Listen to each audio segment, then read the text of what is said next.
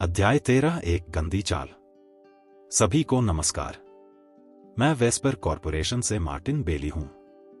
Martin मंच पर आए, मुस्कुराते हुए कार्यक्रम स्थल पर नजर दौड़ाई और फिर बोलना शुरू किया। धीमे स्वर में, वेस्पर कॉरपोरेशन एटलस ब्यूटी के साथ सहयोग करने की उम्मीद कर रहा है, जो कि उभरते हुए सितारे हैं। एमरडेल, काफी समय से। अब आखिरकार वह दिन आ गया है जब हमें ऐसा करना है। सबसे पहले मैं यह कहना चाहूंगा, मैं एटलस ब्यूटी के प्रति अपनी हार्दिक कृतज्ञता व्यक्त करता हूं। उन्होंने जेसी को सम्मानपूर्वक सिर हिलाकर अपना भाषण रोका। मुस्कुराते हुए जेसी ने उसे आगे बोलने का इशारा किया। इस हरकत से मार्टिन का आत्मविश्वास बढ़ा। उन्होंने स्क्रीन पर अपनी डिजाइन योजनाएं दिखाईं और फिर प्रमोशन रणनीतियों को प्रस्तुत किया। आपूर्ति श्रृंखला और विपणन चैनल जो उन्होंने एटलस ब्यूटी के लिए ध्यान में रखे थे। उनकी वाक्पटुता और व्यावसायिकता ने स्पष्ट रूप से जेसी को प्रभावित किया, और जब वह सुन रहा था तो उसने उत्साहपूर्वक सिर हिलाया। मार्टिन की प्रस्तुति। कैरोलीन का चेहरा चादर की तरह सफेद हो गया है और उसने अपनी मुट्ठियां भींच ली हैं। अरे, यह तो हमारी खूबी हुआ करती थी।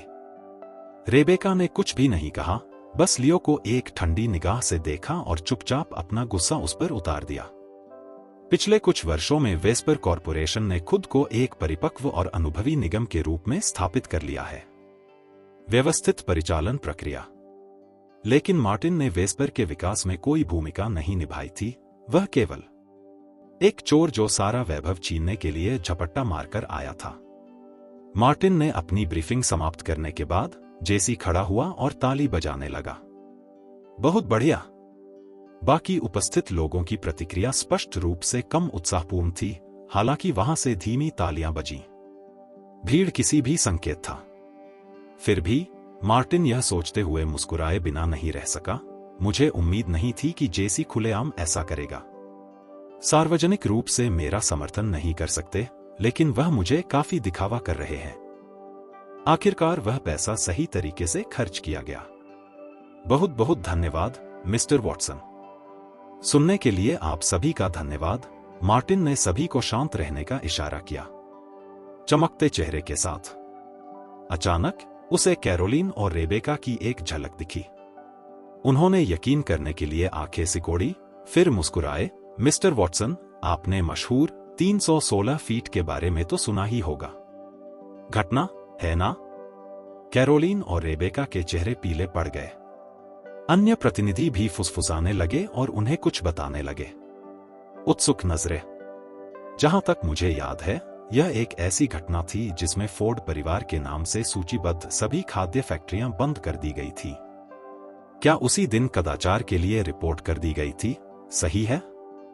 फोर्ड परिवार के स्वामित्व वाली कई कंपनियों द्वारा बेचे जाने वाले उत्पादों में गुणवत्ता नियंत्रण संबंधी समस्याएं थीं, जिसके परिणामस्वरूप 80 से अधिक लोगों को जहर दिया गया है। यह घटना 16 मार्च को घटी, इसलिए इसे 316 घटना कहा गया। भीड़ की फुसफुसाहट से लियो के चेहरे पर गंभीरता आ गई। जेसी ने सिर हिलाया।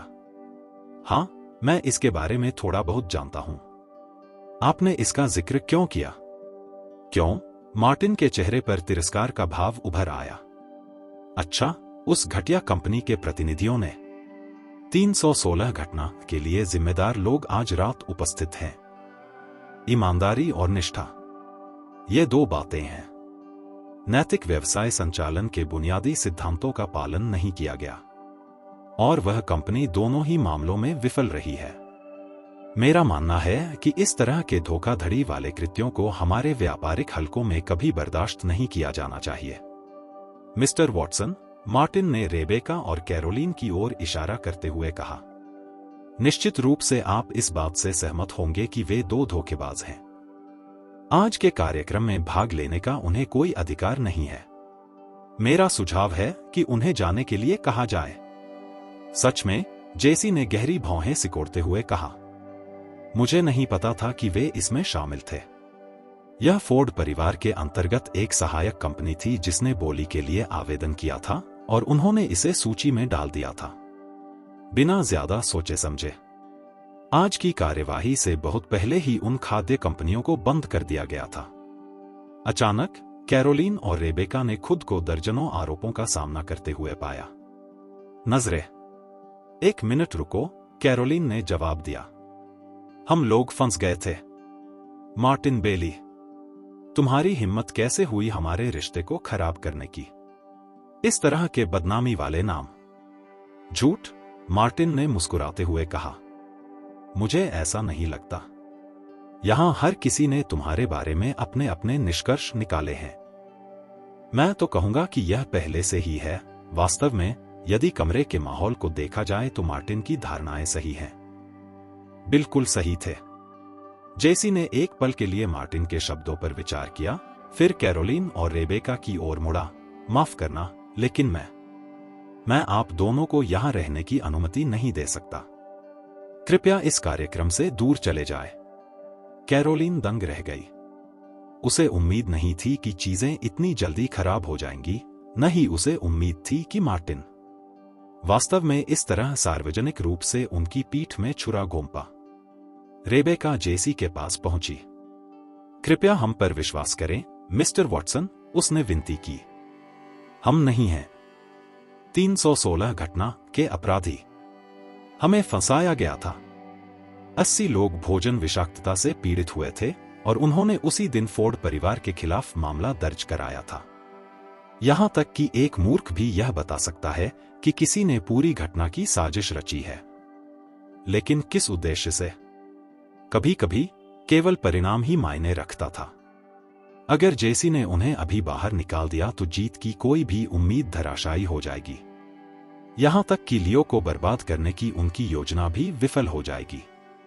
नीलामी विफल हो जाएगी। जेसी ने नाक भौं सिकोड़ी। यह चर्चा का विषय नहीं है। मार्टिन ने मुस्कुराते हुए कहा कि उसे अपनी योजना को जादू की तरह काम करते देखकर खुशी हुई। फोर्ड्स को बाहर कर दिया जाएगा। अगर सब कुछ योजना के अनुसार हुआ तो बोली लगाने की घटना होगी। एटलस ब्यूटी के साथ सहयोग के बिना यह फोर्ड्स के लिए एमरडेल में पुनः पैर जमाना असंभव हो गया। कैरोलीन और रेबेका की लगातार विनती के बावजूद जेसी अविचलित रहा। महिलाओं, मेरा निर्णय अंतिम है, जेसी ने ठंडे स्वर में कहा। हम ऐसे संगठनों से नहीं जुड़ेंगे जिनका आपराधिक रिकॉर्ड। हमें अपनी सार्वजनिक छवि के प्रति सचेत रहना होगा। कृपया चले जाए इससे पहले कि मुझे फोन करने के लिए मजबूर होना पड़े। सुरक्षा। गर्म टिन की छत पर बिल्लियों की तरह रेबेका और कैरोलीन ने जेसी की ओर देखा और फिर मार्टिन की ओर। मंच पर रेबेका मार्टिन के पास गई और विनती की, मिस्टर बेली, हमारा परिवार वास्तव में संघर्ष कर रहा है। अब क्या आप हम पर थोड़ी दया दिखा सकते हैं? हम मुश्किल से गुजारा कर रहे हैं। तभी उसे मार्टिन के आत्मविश्वास के स्रोत का एहसास हुआ। वह और जेसी एक दूसरे के साथ मिले हुए थे। बहुत शुरुआत। कैरोलीन के पास भी गोली खाने के अलावा कोई विकल्प नहीं था। मिस्टर बेली, हम सब कुछ के लिए माफी चाहते हैं। वाह, मैंने कभी नहीं सोचा था कि मैं यह दिन देखूंगा। मार्टिन अपने पूर्व बॉस और उसकी बेटी को देखकर खुश हुआ। उससे बहुत विनम्रता से विनती करते हुए कहा, मैं कुछ नहीं कर सकता। यह मिस्टर वॉटसन पर निर्भर है। अब आप अपने दम पर हैं। मार्टिन के शब्दों ने कैरोलीन और रेबेका को तुरंत निराश कर दिया। हालांकि एक शांत आवाज सुनाई दी। कुछ क्षण बाद, मुझे बताइए, मिस्टर वॉटसन, क्या आप ही इस घटना के बारे में निर्णय ले रहे हैं? अचानक सभी की नजरें लियो पर टिक गईं, जब वह कैरोलीन और रेबेका की ओर बढ़ रहा था। जेसी ने भौहें सिकोड़ी। वह कौन है? जेसी पहले कभी लियो से नहीं मिला था। मार्टिन ने लियो को देखकर हंस दिया। यहां बड़े आदमी आ रहे हैं, मिस्टर वॉटसन, मार्टिन ने मुस्कुराते हुए कहा। वह फोर्ड परिवार का एक और सदस्य। वह 5 साल पहले केट लॉसन से शादी करने वाला था, लेकिन वह भाग गया। शादी से एक रात पहले। ओह, तो वह उनमें से एक है, जेसी ने कहा। कैरोलीन और रेबेका दोनों अब लियो को घूर रही थी। ऐसी स्थिति में तो उसे भी वहां से चले जाना चाहिए, जेसी ने कहा। लानत है, लियो, रेबेका ने फुसफुसाते हुए कहा। तुम सिर्फ हालात को और खराब कर दोगे। लियो ने उसकी बात अनसुनी कर दी और जेसी से बात करना जारी रखा।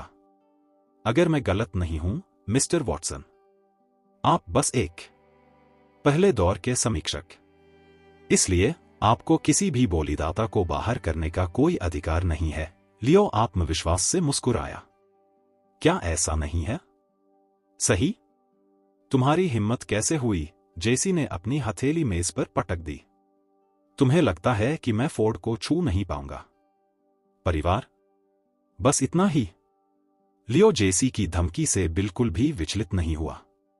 आप भाग सकते हैं, लेकिन छिप नहीं सकते, मिस्टर वॉटसन। लियो झुककर अपने होंठ जेसी के कान के पास ले गया। मुझे पीछे चल रहे सब संदिग्ध सौदों के बारे में पता है। इस घटना के बारे में, श्रीमान वाटसन। इसलिए आपको सावधान रहना चाहिए कि आप किसके साथ खिलवाड़ कर रहे हैं।